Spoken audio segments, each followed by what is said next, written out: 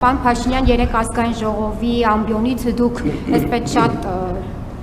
ոնց ասեմ, ջղայնացած հայտարարություններ եք անում, ասում եք ընտրակաշառք տվողներին, վերցնողներին բանտերն եք լցնելու, հետո ասեցիք 70%-ը ընտրակաշառք է վերցել ժողովրդի, այդ 500,000-ից 70%-ը, հիմա ուզում եմ հասկանամ,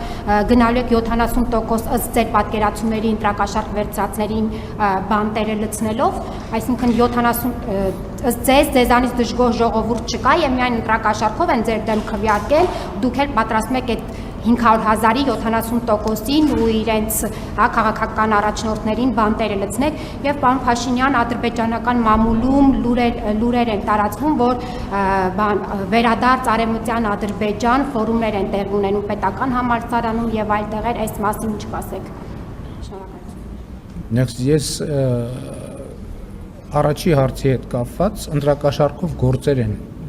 քրեական գործեր են նախատեսված, հարուցված եւ ես էլի ինձ համար շատ վրդովեցուցիչ փաստ է, որ օրինակ 21 թվականից հետո ընտրակաշառքով հարուցված գործերով մեղադրյալներից ոչ մեկը այս պայդրությամբ բանտում չի, իսկ բանտել չեն էլ նստել։ Ես ասում եմ, որ բոլորը պետքա մինչև հաջորդ ընտրությունների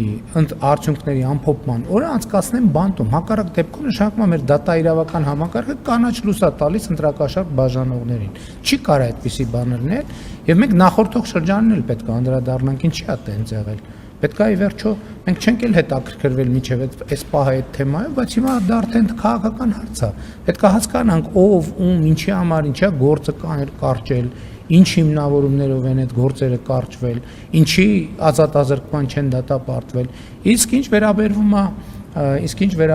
է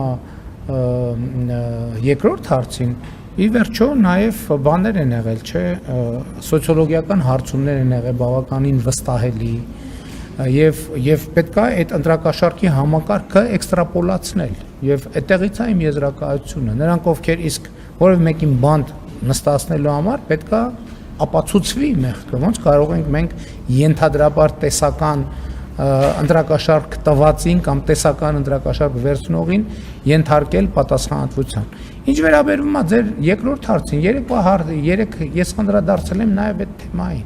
Ես ասում եմ, քանի դեռ ազգային ժողովում ընդդիմությունը դրոշները դրած պահում է, այդ բերելու այդպիսի արձագանքները եւ դա կապ չունի իրական կյանքի հետ։ Եվ ամեն ինչը պետք է նայել այս տրամաբանությամբ։ Բերեք ամբիոնից ես շատ հստակ ասել եմ։ Շնորհակալություն։ Մի բան որն էր հիմնական հարցը։ Չէ, իհարկե դժգոհ են, իհարկե դժգոհ են, բայց ասում եմ, որ 70%-ը քվեարկել է ընտրակաշառքով։ Կարող է դժգոհը քվեարկել է նաև ընտրակաշառքով։ Ինչ։ Շնորհակալություն ձեր հարցի համար, հաջող։ Ինչ կարծիք ավելի լավ չհասկացա։